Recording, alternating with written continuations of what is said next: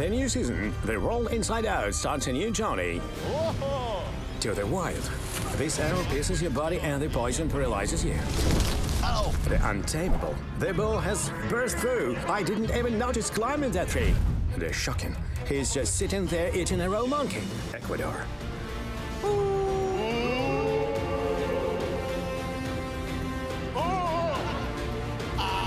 We will travel to the most inaccessible lands to reveal the cruel mysteries of the wild tribes. Is the murder still normal nowadays? I just stabbed him, that's all. To test ourselves at the volcano slopes, it's important not to miss the right moment before it's too late. To challenge the stereotypes together with a unique motto. Are you ready? Yes. We'll be at each other's side. And to understand more about the life in the country where the line between the good and the evil is blurred.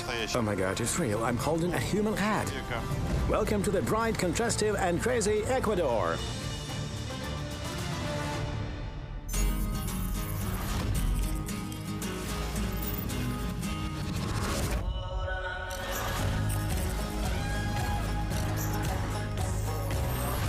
The World Inside Out with Dmytro Komarov, Ecuador.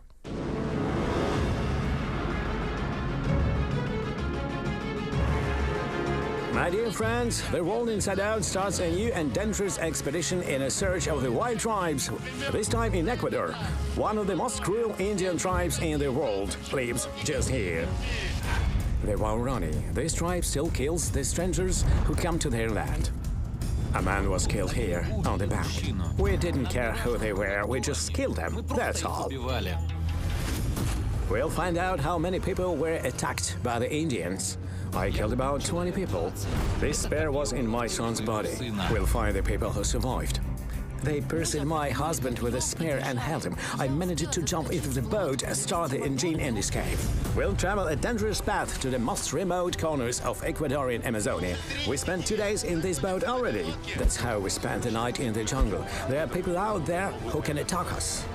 We're doing it to learn more about the shocking traditions and the unique rituals of the Huaorani tribe. Agua! Agua! We'll learn more about the life of the people who lived in the remote forest 50 years ago. It's fallen. Look, it has fallen. Why are we kissing the tree? Won't your wife get angry if I touch you? She'll forgive. We'll see the wild tribes mastering the modern technologies. Look, it's a rotor, a way to communicate with each other. Do you usually live like this or like this? And find out why the Indians regret making contact with the civilization. Did you miss the real adventures? The expedition is about to start. Let's fly! We'll need to go to Amazonia to find Huaorani. This huge area occupies 1/3 of the continent of South America and is situated on the territory of 9 countries. We've already studied Amazonia during our Brazilian season. Now we've come to its Ecuadorian part. There are only tributaries of the Amazon River here, not the river itself. This area hides many unfathomable secrets. There are endless and impenetrable forests which are home to the thousands of species of wild animals and birds. But the real masters of this land are Indians, who are hiding from the outer world in the jungle in small groups, not letting the strangers near. Our expedition to Ecuadorian Amazonia starts from the city of Coca. Since the expedition is going to be very complicated, we will need a super professional guide. And not just a guide, he has to be from the tribe we are planning to visit, the Huaorani tribe. We'll need guides who know their way around the Amazonian jungle, where their tribe lives. These guides must understand which areas are the most dangerous and how not to become a victim of the non-contact tribes. They're already waiting. Buenos dias. Vopani. Vopani. Vopani, does it mean hello in Huaorani language? Yes. I'm Miguel. I am Dima, and you? Gintotega. Ginto and Miguel are the father and the son from the Huaorani tribe. They will be our guides during the expedition. You don't look like Indians anymore. You have modern clothes. He says, Juventus. The son translates to his father from Spanish into the language of the tribe, as the father doesn't speak Spanish. Yes, I like football. But we have another aim today. We're going to meet one of the most, and even looking at these people, I will repeat it, one of the most dangerous tribes on our planet. Please confirm my words. Yes, that's true. We might look like the city people now, but our ancestors were strong and brave warriors who attacked their cities often. Even Coca was attacked by the Huaorani twice. Why did they attack? So the cities wouldn't grow and invade our jungle. Looks like nowadays our people live both in the forest and in the city. Yes, I study in Coca to be a lawyer. I want to defend my people on the legislative level. We have different concepts of the law. In our culture, there's the freedom of self-expression, entertainment, and the freedom of murder. For example, if someone offends me, I can take a revenge and kill him. It's normal for us, but not for the modern world. So young people study the laws to try to unite these two worlds somehow. So the blood revenge still exists. Yes, it still happens in our culture. Our ancestors killed people. It happens more rarely nowadays, but the blood revenge still takes place. You promised to show me the real Huaorani and tell what they're like, why they're so dangerous, and what makes them different from all the other tribes of the world. Yes, we'll go to our village tomorrow. It'll take us not less than 2 days to get there. It depends on the water level. But I have to warn you, Bamano, the place where we're going, is surrounded by the non-contact tribes' territories. We'll go through the wilderness areas where they can attack us. Non-contact tribes are the low-numbered people who still live in isolation of the modern world nowadays, just like their ancestors. They deny any attempts to contact the civilization and kill anyone who steps on their grounds. It happens not only in Ecuador. Last year, a non-contact tribe in Brazil has killed a human rights advocate of the Indigenous people. And in 2018, in India, the Sentinelese tribe has killed an American with a bow. In 2015, the isolated Manchapera tribe has attacked a village in Peru. But the most reports about the non-contact tribes' attacks come from Ecuador. Two groups of Indians keep everyone in fear, the Tagaeri and the Taramanane. In the 21st century, when the tourists can fly into space, you can sail down the river, stop and get killed just because you are on their land. Yes, it's normal. It's normal, my friends. It's something ordinary, so we have very interesting adventures ahead of us. The way from the city to the settlement is very long. So the Indians use every chance to buy all the necessary stuff for their tribe. Cereal, sugar, salt, eggs, canned goods, pasta. Everything that's impossible to get in the jungle. Yes, the modern Huaorani eat such food too, but of course we can't come to the village empty-handed. So today we're shopping for the gifts for the whole tribe. Let's go together and buy the most needed and the most interesting things. Machete. First of all, machete. How many do you need? About 15. It is your main working tool? Yes, we need this to gather yucca, cut the trees, make the hunting blowpipes. Before we used machetes during the battles. You aren't going to kill anyone with these now, right? If you're not, then I will buy them. What else do you need? Some bowls. The Indians ordered the bowls, the sharpeners for machetes, some knives and fishing tackle. So the hunting and the fishing, nothing has changed in the thousands of years. We bought everything for the male business. Now it's time to think about women. How many women are there in your village? 37. We want to buy some pots for our older women. And what about the younger ones? I don't even know. Imagine you can take anything for free. What would you take? It's impressive how modest the people are. In any other tribe, if they were allowed to take anything they wanted, they'd take the half of the goods here, and these people are thinking it over. It's just Dad has never been in a situation when he could get anything he wanted. What else do you need? The lanterns, the toilet paper, the toys. I don't know, maybe some dishes? We can take the toys for the kids and the bottles for the girls to carry water. Go ahead and choose. So you choose the bottles. Do you drink water from the river? Yes, we do. Look at this bottle. Why don't you want to take it?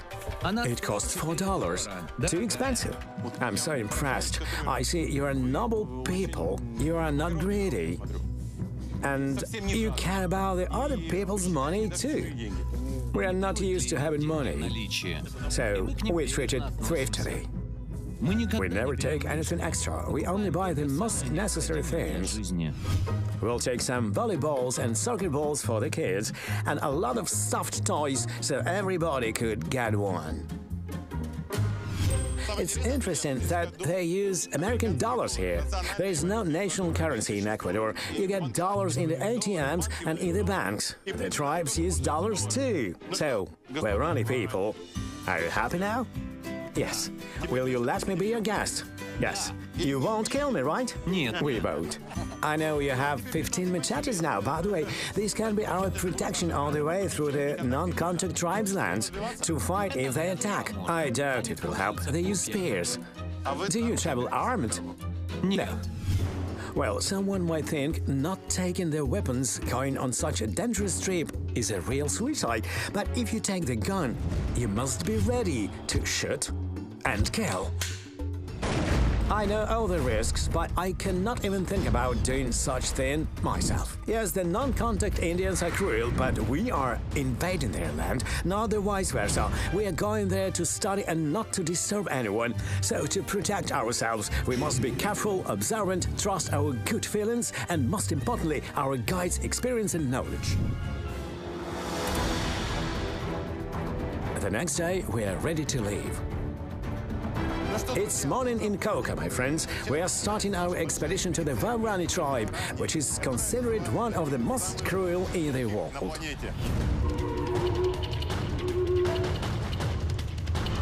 We'll get to know these savage people. The cars are already here. Buenos dias. Hi. Hi. How are you today? Fine. Is it a long way to go? About 2 or 2.5 hours to the boat station. Then we'll go down the river. Here is the car with our stuff, and another car with a group of Indians. They are our guides and bodyguards. You'll see everything for yourself soon. The adventure is about to start. Let's go.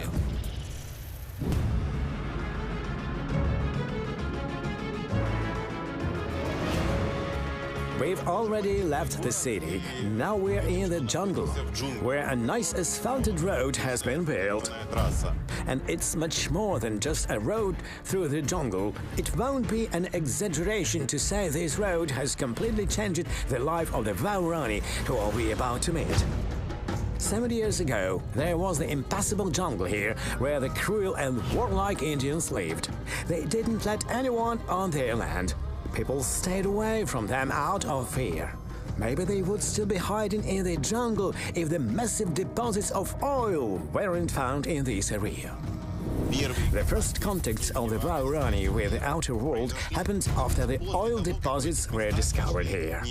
Of course, the active oil development has started then. But all the people who came to this jungle in the search of oil were killed without a warning. The situation was very complicated. The Huaorani didn't let the oilmen enter their land, but the oilmen didn't stop, as huge money was at stake. A real war has started. The situation seemed dire. How can you negotiate with people who don't accept any reasons and don't hesitate to kill? The first attempts has started to convert the Huaorani into Christianity and to explain to them the main commandment, "Thou shalt not kill." They managed to make arrangements with several Huaorani groups.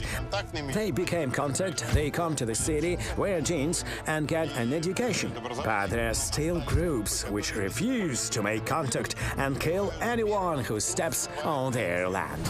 I'll jump ahead and tell you, these are not just scary stories about some mystical savages. During this expedition, we'll meet many witnesses and even victims of such attacks. Moreover, we'll meet the murderers themselves. But the road we're taking now has actually opened the way for the oil production in Ecuadorian Amazonia. Ironically, it's called Via Auca, which means the road of savages. Look. There is a car which belongs to the oil company, so this region lives off of the oil. If you look at the map, it becomes clear that Via Auca is not just the road connecting the cities. It's an industrial highway built in the wild jungle with the oil production sites situated nearby. There are many of them already, and more of them appear every year. The pillars of fire coming out of the jungle. You can see these very often in the tropical forests of Ecuador. The oil production occurs on a massive scale. More and more oil is being produced, and this process will hardly stop. When I was a kid, I walked in the forest freely. I could walk even here. But everything has developed with the time. There are more and more fences, borders, closed areas. We are being herded into small reservations where it's very hard to live. I see more and more dead animals in different places. Tapirs, snakes, birds, various mammals. The situation becomes worse for the nature. How do you see the future of this region? It can end with a disaster. What disaster? First of all, we can disappear, as we fully depend on the forest. The animals and plants will die, then new disease will appear, and it will affect the whole world, not just us. It hurts me to see all this, as it clearly illustrates how people interfere into the life of the nature and change the regular course of the natural processes. The jungle is being destroyed. The places where the wild forest used to provide habitat for many animals have turned into the oil production sites. The forest is a home for us and the animals. It gives us oxygen and humidity. If it disappears, we'll disappear too. This wet tropical forest in Amazonia area provides a lot of oxygen. Each tree evaporates a great amount of moisture, which rains down on these forests later. If the forest disappears, there's going to be a desert here someday. For Ginter, fighting the oil industry is a part of his own family story. In 2 hours, when we arrived to the boat station, he shared his memories about the regular conflicts between the Huaorani and the oilmen. When I was a kid, my parents killed everyone who came to destroy the forest or produce the oil. The kids often had to kill the wounded. So you call the times when people were killed? Yes, I saw it very often. I'll tell you about it later. Let's get ready. We'll get into the boats now to sail down the river. It's good that the water level has risen after the rain. We can move faster. We are still to find out why the rising of the water level is a good sign. Here it affects not only the speed but also the safety along the way. Here are the boats we will take to get to the Huaorani village. I can feel the adventure in the air, and I'm sure the trip will not be boring. How much fuel do we need? There are 60 gallons here. We have 4 such barrels for our expedition.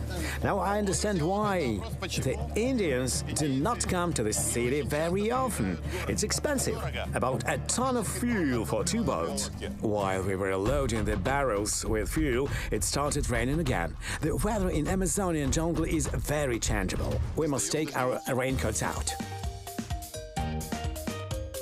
Everyone's getting ready. Only the Indians remain calm. There will be some changes during the expedition. During the Ukrainian season, we have started working with 2 cameras on a regular basis. So our old friend Sasha Shilo is here with us today. You remember him well. He has helped us where there was a need to substitute for Sasha Dmytriev, who injured his leg in Nepal. He's also helped us to film an episode about the bottom side of the film industry in Brazil. Now we're 2 operators traveling with us. You'll see even more unbelievable footage and the atmosphere. Let's go. But before we begin our journey, we must show our vaccination passports. Here, the coronavirus vaccine, AstraZeneca, 2 doses. Here's my vaccination passport. Here I have all the vaccines possible. Look, diphtheria, typhoid fever, tetanus, hepatitis A and B. Here is the yellow fever. So basically I have every vaccine in Sasha too. You can't even get to visit the tribe without a vaccine. You must get vaccinated, my friends. I have a question. Are you vaccinated against coronavirus? Yes, we are all vaccinated. Did the state get even the most remote tribes vaccinated? Yes. Wow. All the vaccination passports have been checked. We can load our stuff now. Here. Here. And now bend down.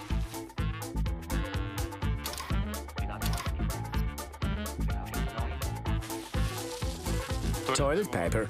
Do Huaorani use toilet paper? This is for you. Ah, for us, thank you. I thought, oh really, there are plenty of leaves. Why do we need gas? To cook on the way. It might be hard to fix a fire when it's raining. We've never had such an expedition to visit the tribes with gas before. Why do we need a gas chainsaw? Big trees fall into the river sometimes and block the way, so you have to cut them while moving down the river. What did you do when you didn't have the chainsaw? We waited for the river to rise. Finally, our luggage is packed and loaded into the boat. Let's get acquainted. What's your name? Mauricio. I'll manage the boat on our way to Bameno. Wilson. I'll cook. We are lucky to have a cook on board. Hello, charming lady. What's your name? Celia. I'm going the same way. I'm returning home to Bameno with my kids. Two little cuties. They're Justin and Ray. We'll need to go through the territories of the non-contact tribes, so we'll need more people in our group. When these tribes see a large number of people, they usually don't attack. And you, young man? Namo. I'll manage the other boat. So everyone is ready and we are departing. I'm putting my hood on, as I think I'll spend the next 10 hours soaking wet. But it will be very, very interesting. Well, 10 hours was an optimistic guess. We have an unpredictable way ahead of us. The journey time depends on the water level and on how the things will go in the expedition. It can take us a few days to get there. Our team will go down this twist river, Shiripuno, to get the most distant Huaorani settlement, Bameno. Ginter, why could it be dangerous to go by boat? You might hit a sunken log or get aground. But the worst thing is that we might get stuck in the non-contact tribes territory. Where is this place and how far is it? It will take about 6 hours. Is it really that dangerous? Can they hide in the forest so we don't see them and then attack us or shoot at us? Yes, if the water is low or if we stop in their territory and go ashore, they can attack us. In fact, the Tegueri are a kind of Huaorani too, but they don't want any contacts with the outer world and are ready to kill anyone who sets foot on their land. Is there a delimitation of the territory? Yes, and we try not to violate their boundaries. We never enter their lands. We can only pass through their territory quickly by water. Is it some kind of unspoken arrangement? Yes, and the Tegueri, in their turn, try not to come close to our settlements, which are situated around their lands. They know you can find one of the modern villages if you walk for 2 or 3 days. I remember our conflicts with the Tegueri since I was a kid. Sometimes they accidentally walked on the roads built by the oil companies. These roads have led them to civilization. When meeting people there, the Tegueri started to attack and got killed for that. So these tribes have decided not to have any contacts with the civilization and are now living in their secluded world. How old are you? As always, the people in the tribes don't remember it. He's trying to remember, at least approximately. His documents say he's 66. Older people don't remember their age or the date of birth. The Huaorani have a different calendar based on some natural events like harvest, etc. Dad was born in Chonte. It's when the peach palm ripens, somewhere in April. So they put an approximate date of birth in his passport. So you were born in the middle of the 50s. Were you also the non-contact Huaorani? Yes, when I was a kid, we led a quiet life in the forest. We hunted and gathered yucca, but one day we heard some strange noise in the sky. And the voices. That was when I first saw a plane. We were very scared. We cast the spears to hit it. My parents were terrified. They thought it was a monster or a ghost, which we call paramuaya. The voices speaking Huaorani were heard from that thing. They said they came in peace and wanted to help us. Only when we saw a man sitting on that plane, we understood it was not a monster. Imagine that, my friends. Not so long ago, in the 70s, our parents have already used their planes to travel. And this man saw a plane for the first time and got scared. His whole family thought it was a ghost. When did you first find out there were other people except the Huaorani? I don't remember exactly. I guess when I was about 20 or 22. I met a stranger in another village and she told me there were other people, other nationalities who speak different languages. She even offered me a job in the city if I went with her. How did you react when you learned there were other people on the planet? It came as a big surprise for us. Different people, different way of life. We live in the forest, everything is common here, and they had their own things.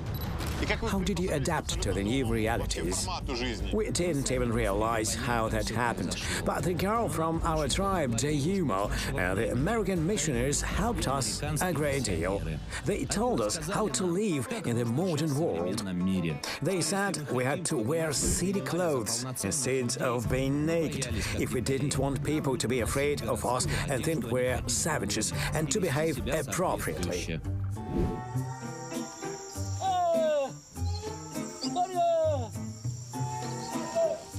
Who are you shouting to? Our distant relative lives here. The Huaorani's relatives live here too. It was funny when he passed the house and shouted, "Oh, whoa!" and they responded to him. That meant there's someone in the house.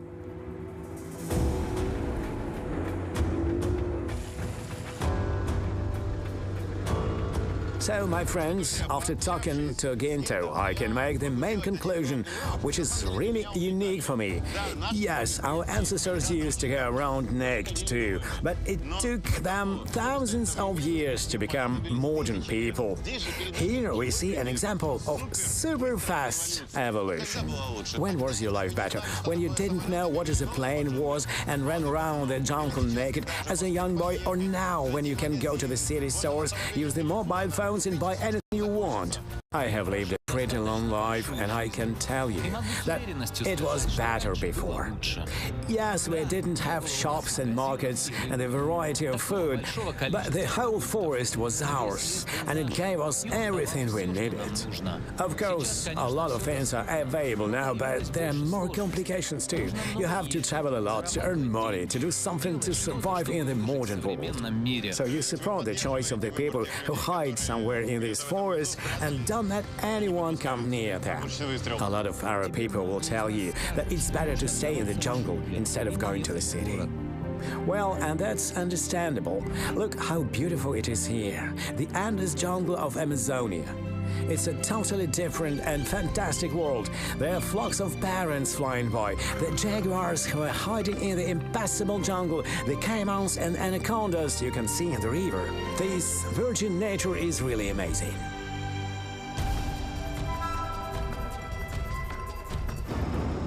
We were admiring the nature and didn't even notice the end of the day. It's getting dark. Where will we spend the night? Actually, we plan to reach the shelter in the jungle. We need a few hours to get there, but our second boat has fallen behind, so we must stop somewhere and wait for them. While we were talking to the guides, I didn't even notice that our second boat has disappeared from sight. It's getting dark, but they're still not here. Let's make a stop here at the beach. Are there non-contact tribes here? No, they live far away from here.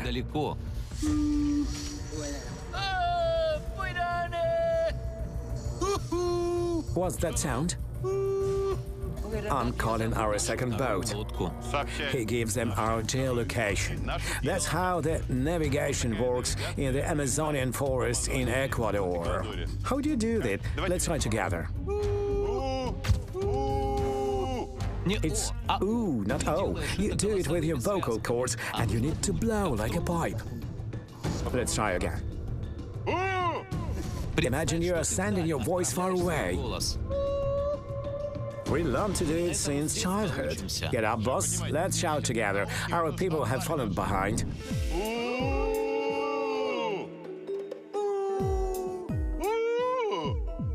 my friends, the phone doesn't work. Here, look, there is no connection, so we just have to shout. I assume they have fallen really far behind. Let's use the modern technologies. Let's try, maybe the transmitter will work. Our shouting didn't help. Boat 2, come in, over. It works only a mile away. The direct visibility is necessary too, so I'm not sure it will work out. Boat 2, come in, over. Come in, over. There is no connection, so they are still far away. The situation is getting more serious. Anything could happen to them in the darkness. We send the boat back, as we really need to find our friends. Now we're left without transport in the small beach in the middle of the jungle of Ecuador. Looks like we might not make it to the shelter tonight, so we'll have to spend the night at the beach. How do you like being left in the middle of the jungle in Ecuador at night? I don't mind, I like nature. We're optimists, of course, but in reality, staying in the middle of the jungle at night without food and tents, not knowing where the rest of the team is now, is not really the best prospect, to put it mildly. Luckily, we heard the sounds of engines from afar, and then saw the boats. They have been found. It turned out the second boat had some problems with the engine. Finally, everyone is here. We will set up a camp now. Frankly speaking, it's not the best place to spend the night. The water level is rising. It can start raining any minute, and the beach will be flooded. We need a shed. I'll go to get some branches. Let me help you with that. We'll take the second machete. Let's go. It's slippery.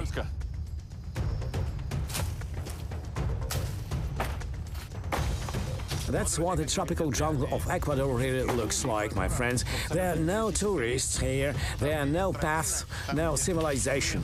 People do not live here. These trees are good for the shed. I will cut these. My friends, the laws of jungle work here. Of course, I'm against the deforestation, but here you either kill or be killed. If you spend the night in the jungle, you need to prepare a place to sleep. These are the laws of survival. Yes, we'll need to cut a few trees now, but not more than we need. We don't cut the trees massively. We take as much as we need to survive. Sasha, help us if you want a nice place to sleep. And the real Indians don't need machetes. Our second boatman got some branches for us with simian agility. We started late today. We had to start an hour and a half before the sunset. It's good, we have lanterns. Everything is wet after the rain. Here's what spending the night in the jungle looks like. Not romantic at all. Besides, there are a lot of insects here. Sasha, look, a cricket. The jungle is one of corners of the planet replete in the wildlife.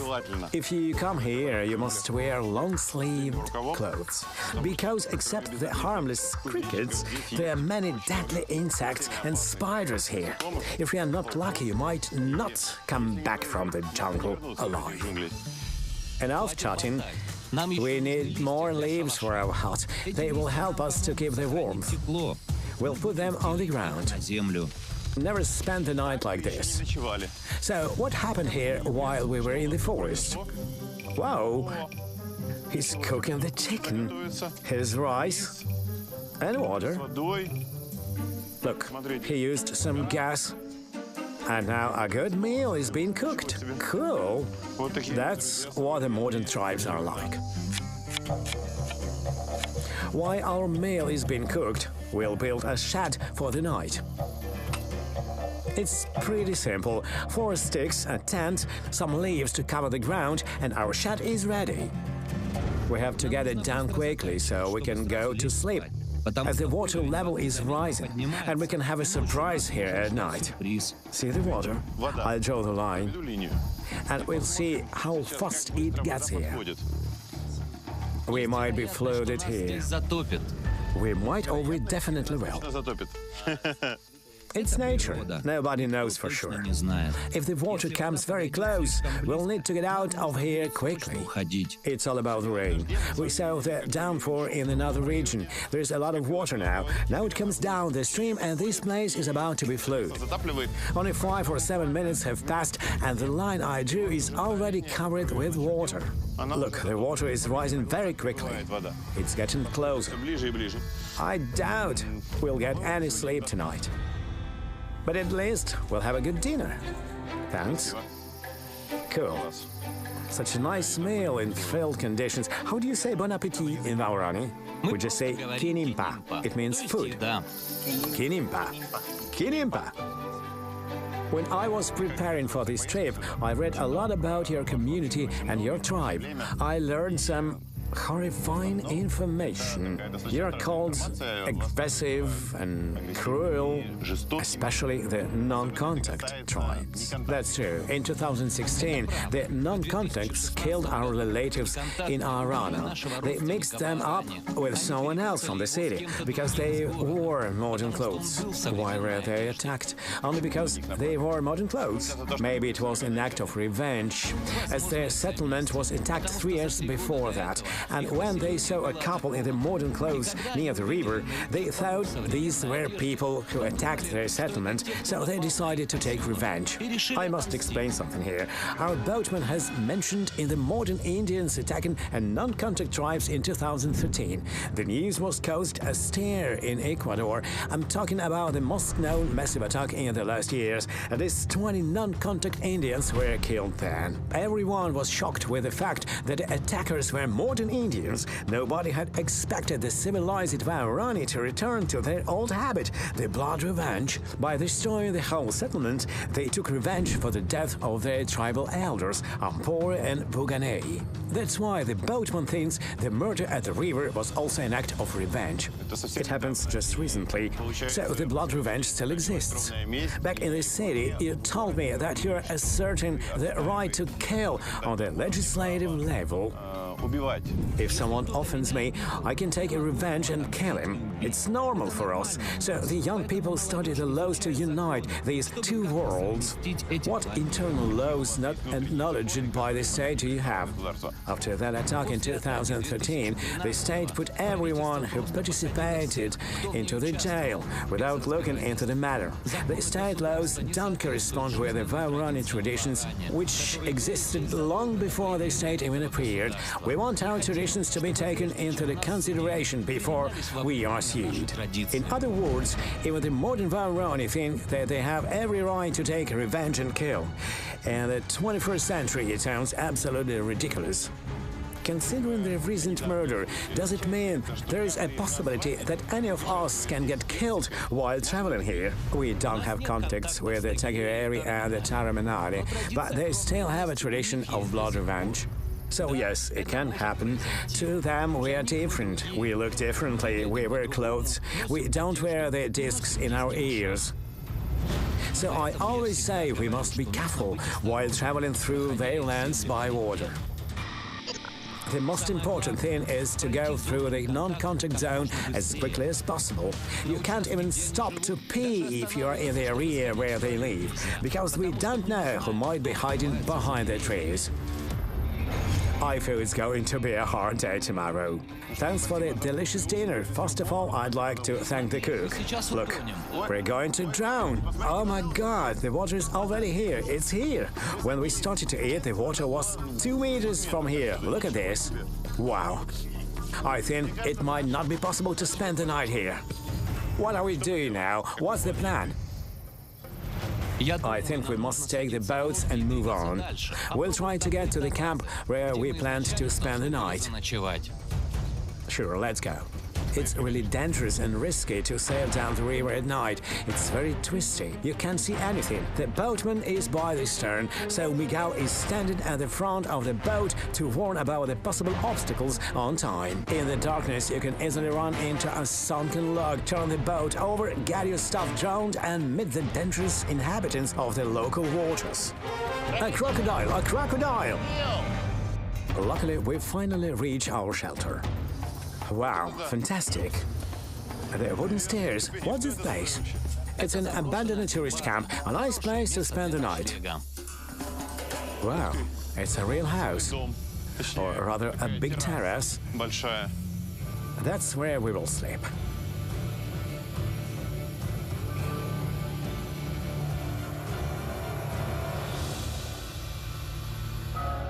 In the morning, we were able to look around the place where we came at night. Morning. There is a complex of cabins. The roof is rusty. Looking around, you can tell this place used to be touristic. It was decorated. There were flowers around. Here's an abandoned guest house.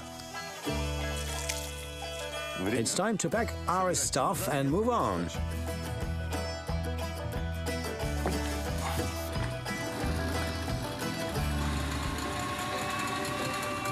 Poland. We've been sailing down the river for almost 2 days now. We want to know the Huaorani tribe better. Honestly, I have some mixed feelings. On one hand, I really like to meet the non-contact Huaorani, but on the other hand, I really want to live. It's a natural desire of every human, so I'd like to meet them on condition that I stay alive and go on with the shooting. The landscape didn't change in half an hour, but our guide's mood has suddenly changed. They had clearly tensed up and became alert. We were entering the non-contact tribe zone. There are 2 places where people have been attacked recently. Is this one of them? Yes, a friend of mine, Miguel, was traveling here with his 2 colleagues. They stopped to bail out the boat. Suddenly, he noticed some Indians with spears running towards them. The men cast spears at them from one side of the river, and women were standing on the other side, shouting angrily. It happened right here, my friends. Where were the men and the women? Women were on that side and men on this side. There used to be a beach. And how many men and women? About 10 men and 15 women and kids. Manuel has jumped into the water. One of the spears hit him in the back. He was lucky not to get pierced with it. At that moment, the boatman took out the gun and shot into the air. It frightened the Indians and they ran away. Was anyone killed then? No, all 3 men were just injured. One of them started swinging his arms, trying to prevent the Indians from attacking. The spear hit him in the arm, pierced it, and hit his chest too. What do you feel when you travel here? We always feel uneasy. We look around and listen to all the sounds and noises attentively. We try not to stop here, and we never go ashore. Does this area still stay the non-contact tribe zone, or did the territory shift nowadays? No, this is their territory. They are still here. They live in different places. Up there and here, closer to the river. So in theory, they can be somewhere out there. And see us now. Or maybe there. Yes. Somewhere in the jungle, there are people who can attack us. For some of you, it may sound like a fairy tale or a movie plot, but it's true. And here are the living people who can confirm it. A researcher from Brazil, José Carlos Meirelles, has also told us about the non-contact tribes' attacks. He barely survived after one of these attacks. And a year after our conversation, the non-contact tribes from the same Amazonian forest had shot his colleague with a bow. It was all over the news. Traveling through the non-contact territory is really dangerous. Start the engine, we must get out of here. I feel uneasy here. You can't stay here for a long time. We need to pass this place as quickly as possible. The world inside out. In the next episode, we'll continue our dangerous journey through the territory of the tribes which have never contacted the civilization. They can kill 2, 4, or 8 people, actually. We are unarmed. They must already know we are here on their land. We'll find those who survived after the attacks. There was blood everywhere. I managed to jump into the boat, start the engine and escape. we'll find his scary artifacts. Here is your son's blood. When they took the spear out, there were pieces of flesh on the tip. We'll learn more about what the non-contact tribes are like nowadays. They decorate their spears with feathers and sloth hair. They look stronger and more muscular than us. It seems the bullets didn't hit the non-contacts. We'll meet people who have a right for the blood revenge according to Huaorani laws. Sometimes I really want to use this spear. Do you really know how to find them? The World Inside Out with Dmytro Komarov.